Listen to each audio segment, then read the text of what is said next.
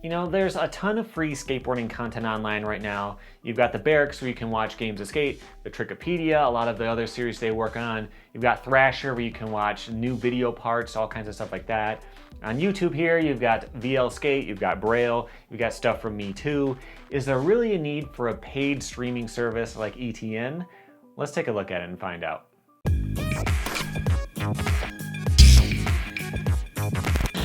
Welcome back to Rad Rat Video, the channel where you can learn something new about skateboarding 3 times a week. Every Monday, Wednesday, and Friday, we take a look at skateboarding culture, tricks, video game reviews, all kinds of stuff in the skateboarding world. Today, we're taking a look at ETN Network, which is a paid streaming service, kind of like a Netflix for skateboarding shows. A lot of people have asked me to take a look at it. But what does ETN have to offer? There's a lot of stuff on there. There's contest coverage like Street League, Tampa Am, that kind of stuff. You have a live game show that they do, which is pretty cool.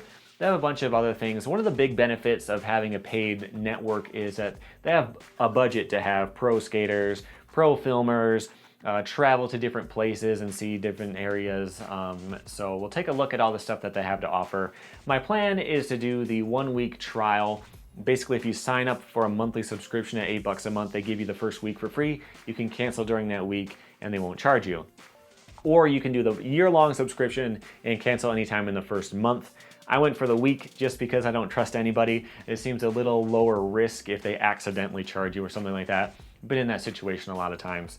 So I decided to sign up for it, and I'm gonna take a look at all the different shows and show you what they're like.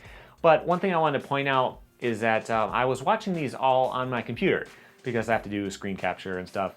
They do also have an app, but the web interface is kinda not great. They use a Flash player, which is really out of date, not very secure, really slow, kind of weird that they're still using Flash. But it also just didn't look that great. You have trouble scrubbing around the timeline. It would glitch out for a while. And also the sound didn't work at all. I would have a video playing in one tab in YouTube or something, switch back to ETN, hit play, volume's all the way up, and I'd get nothing. I went to start up my screen capture program to show you me turning the volume on and nothing happening, but volume played through the screen capture. It was really weird. I had to watch it in my screen capture and not the actual video. Really weird. I could probably have figured it out, but I don't know why it was so messed up. But just something to point out, their web player is a little out of date, but there is an app and all that kind of stuff. But let's get into the shows. The first show is called Redemption. It's all about taking a skater back to get a trick that they couldn't get before. So far, there's only one episode, which is a theme you'll see quite a few times in this review. It's got titles and graphics set for it, and you'd think that they'll probably make more, you just never know. I have a feeling that they wanted to launch a bunch of shows at the same time so they would look really busy, but I'll let you be the judge on that. The only episode is Diego Najera. Funny story, he and I used to share a deck sponsor. Sure, I was only getting a discount and he had a pro model, but still, it's cool to see how far he came. He's doing this kickflip over a picnic table the long way. It's a 16-minute video and he's narrating it. Annoyingly, it's all phone voice quality, which kind of sucks. The idea is cool though. It's interesting to hear about what's going on in his head as he works out the trick. This is very similar to NKA's Behind the Clip series, but in theory it has more reach. You could potentially see some bigger names on here, but with only one episode, time will tell. The second show is called Get Lost. Basically, they do an overview of what it's like to skate and live in a certain city, Berlin in this case. They meet up with local skaters, show you what the spots are like, what the culture is surrounding skating and all that kind of stuff. How often do you get kicked out? What do people think when they see you skating in the streets? But they also do stuff about the nightlife and talk about the local drinking and smoking culture. It's 18 minutes long, and I really like the idea, but again, there's only one episode. It's really the perfect idea for ETN though. You used to see stuff like this on 411 or on video, but you wouldn't see anything like this on YouTube. My average video, if I'm lucky, might make around $5. A huge channel like Braille might make a couple of hundred, but even that's nowhere near the amount you'd need to actually fund a trip to Europe and make something like this. But while I was watching the video, I started to notice that it didn't really look that good. It maxes out at 720p, and even with that, the frame rate started to get really bad. I've got a pretty decent video editing rig here and a good internet connection. The problem wasn't on my end. Keep an eye on this throughout the review. You'll see a lot of frame dropping and resolution drops. The third show is called 4 Wheels Live, 4 with 4 O's in it. This is another really cool one that you won't get anywhere else. It's a game show for pro skaters. There's an audience, some prize money, and a pretty good host too. Here's how it works. Each skater will have to do a trick, which is randomly decided by these 4 wheels. One will pick the spot, one will pick the stance to do the trick in, one will pick the type of trick, like a flip trick, a spin plus flip trick, grind, or whatever else, and the last one is the one that makes it interesting. This is an extra challenge that will spice it up, like having to do it with your pockets stuffed, like you see here with Mark Johnson. Another one is doing it with wind, like when they did that here with this giant fan. Brandon Westgate had to do a fakie grind on this, and he somehow pulled it off. Another time, Brandon had to hop a fence before every try, but they spiced it up by hiding the key to the fence in this wheelbarrow full of pennies. The show counts everything in pennies. The randomly generated tricks are given a difficulty rating, which translates into how many tens of thousands of cents they're worth. In the end, whoever gets more gets to keep their money. I thought this show was really cool. I had a good time watching it. It's fun, high energy, and you get to see some skating that you never thought you would. The 4th show is called Face Melters. This is a live show where somebody skates at a spot. This one is at the Staples Center Hubba, where Taylor Kirby is planning to do a front Smith on it. This show seems like it's pretty official. You see some cones set up in the street, no one comes to kick them out or anything. I get the impression that they got permits and that they're doing everything legal and legit for this one. The show starts with a little hype video about the spot and what makes it so impressive. Jeff Rowley's talking about how high it is and how you have to go crazy fast and commit 100%. Then we cut to a live. With a live feed of a skate spot, you never really know what's going to happen. It's not just a fun session, it's a guy trying to get a certain trick. He could land it first try and then it's over, or he could work on it for half an hour and give up. You just don't know, and I think that's the appeal here. It was cool to see how something like this would actually go down. Like, he does the first attempt without even waxing it. Do pros use wax? Yeah, but apparently not very much. At least not on a really huge steep spot like this. Get enough on there to prevent hangups, but not so much that you'll slip out. In most of these episodes, there are 2 skaters, which is probably more interesting than this one. In this case, Taylor hurt his heel and his ankle, and he had to stop. Maybe he'll be on the next episode of Redemption. I watched a couple more of these 2 and had a pretty good time.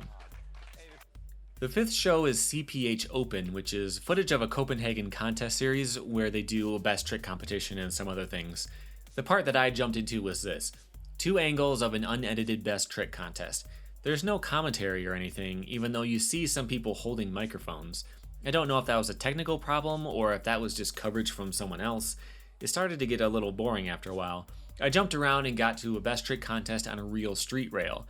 They edited together all the best tricks and show what it was like.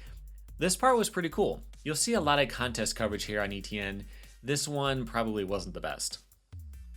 Another example of a contest series on here is Street League. This is basically what you'd expect. I watched the women's final for a while. They've got really good graphics and supers and production value and everything. I don't need to explain what Street League is like, but you basically know what to expect. If you're into this is probably one of the best reasons to get ETN. There's also stuff like Tampa Am and some other contests to check out. The 7th show I'm going to cover is Topical Paradise with Chris Narotko. It's a talk show where Chris has guests on and they talk about big topics in skateboarding like fashion, the Olympics, and girls in skateboarding. It's about 25 minutes long.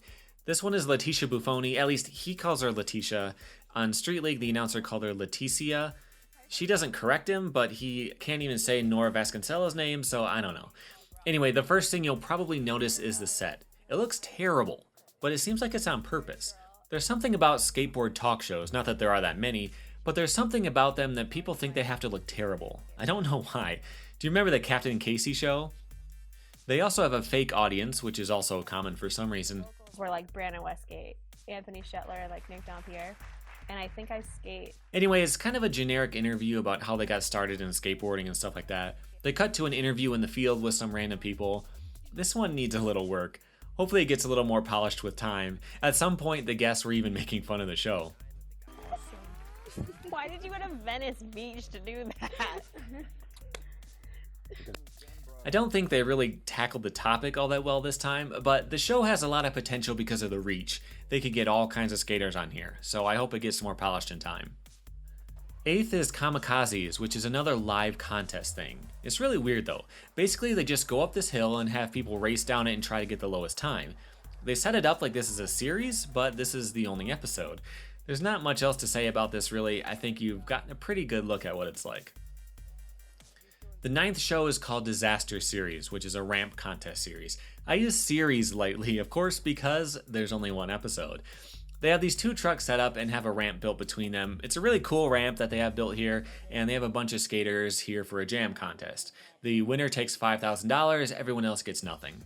Like most of the other live shows, this one is pretty awkward and uncomfortable. The hosts don't really know what's going on most of the time, the rules don't seem entirely clear. There's a really long, awkward wait between the introductions and the contests while they wait to figure out who's winning, even before there were any runs. When they finally start the time, a couple of skaters drop in at the same time. I didn't think they knew that they had to take turns. It's starting to 40 minutes. It's starting with Rayborn. You guys got to keep your order. But the rules are that you can skate until you bail, pretty much. You know how on the X Games or Street League or anything else like that, they interview the skaters before the contest and they talk about what they plan on doing or what they landed in practice and all that kind of stuff? Not here. The announcers basically just yell the skater's name as they skate. Shut it! That's a shot. Booyah. Oh my, what? At one point, Al Partanen is holding his mic wrong and you can barely hear him. Again, it just kind of comes across as unpracticed and unplanned. It would get better with time, but who knows if they'll ever do another episode. After a little while, the quality dropped down for a little bit. I wasn't using my internet for anything other than this, so I think the problem is on their end. Pretty annoying. It's really cool to see more ramp stuff though. I grew up on X Games vert, doubles, and best trick, so I'm always happy to see more transition. I have high hopes for this series, but time will tell if they iron out the kinks. The last show I'm going to talk about is Jumping Fences. This is live, again. It's a lot like Face Melters, but it's got a different vibe. It's a whole team going to a spot and just casually skating it. But it's more authentic. They don't have permits and stuff like that like you'd expect from the name. They risk getting kicked out or ticketed or whatever. In this one, the Birdhouse team goes to an undisclosed location, which is immediately revealed as Redondo High School. We just hopped the fence to Redondo High. We're going to check the spots. This one is cool because it's a more laid-back session. People are just doing tricks. You're more likely to see stuff landed than on Face Melters because it's not video part level stuff. It's kind of like a best trick contest but less structured. There's no professional commentary though, just David Loy is mic'd up and he's talking about how hurt his elbow is. Partway through he decides to start talking to other people there to liven it up, but they go for a while, you see some tricks, and then they get kicked out. What happens when they get kicked out? Well, you get to watch them drive to the next spot live. They've got a graphic ready for that because they're expecting it to happen. I don't know why this isn't an edited segment. If this was a 10-minute documentary and it was narrated, kind of like a day in the life segment, that would be a lot better. Luckily, since I was watching the recording afterward, I could jump around. If I was really watching it live, I probably would have bailed out at this point. But they go to a giant set where Jaws wants to ollie over the rail, and it's kind of cool seeing how they do crowd control and seeing the reactions from people who are there, but there's a ton of downtime. It gets exciting when he finally starts trying the trick though, and you can see his process for working up to something this huge. He rolls up to it a couple times, and between attempts he locks fingers with people to take their energy. That must be his secret. Anyway, it starts to get exciting, and then he does finally put it down and roll away, and this was sick to see go down semi-live. There are a few other shows announced too, like Holy Land, Lunch Money, and How High. These weren't up during my trial, and I don't know anything about them. So what's the final verdict on ETN? I just don't know yet. With so many of the different series only having one episode, it's hard to tell what it's going to be like moving forward. Are they going to cancel most of those shows and leave them only at one episode forever? Are they going to be able to maintain all of those shows moving forward forever? I just don't know what it's going to look like in a year. But one problem I do have is the focus on doing everything live. With the awkward hosts and a lot of downtime, it just seems like it would be better served to be edited down. And I also think that that might be one of the technological problems that makes it limited to 720p. I saw on one of the Face Melters episodes I watched that they're shooting on a red camera, which can do a lot more than 720. So I don't know, if they focus more on edited mini documentary type of content, that would be something that I would be interested in more. But that's up to you. You've seen all the types of stuff that they have done, so it's up to you to decide whether it looks interesting to you or not. But as for me, I did cancel my subscription, and unless I edit anything in right here, then they didn't do any weird charges that they shouldn't have. The thing is, for me, although I really liked most of the series and I had a really good time watching it, I just really don't have the time to fit it into my skateboarding research because I'm watching skateboarding all the time. I'm just watching an old 411 issue. I'm watching an old video from the 90s to try to figure out when this guy first did this trick, that kind of stuff. So for me, if I'm trying to watch all this new content, hours worth every week, on top of it, it would crowd into the channel and be worse for you guys. But that's just me. That's the weird position I'm in. So if it looked interesting to you, go ahead and check it out. But that's what I have to say about my free trial. So until next time, here are some more videos you might want to check out. I've got 2 of them right there. Also, right here in the middle, there is a subscribe button that you can tap so you can keep learning new things about skateboarding 3 times a week. Thanks for watching.